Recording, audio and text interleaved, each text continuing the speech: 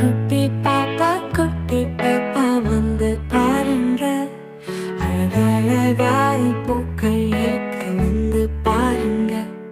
Colour கலரா ரோஜா தோட்டத்தில் இருக்கு வந்து பாருங்க. குளத்து தண்ணி மேல தாமரை இருக்கு வந்து பாருங்க. மண்ண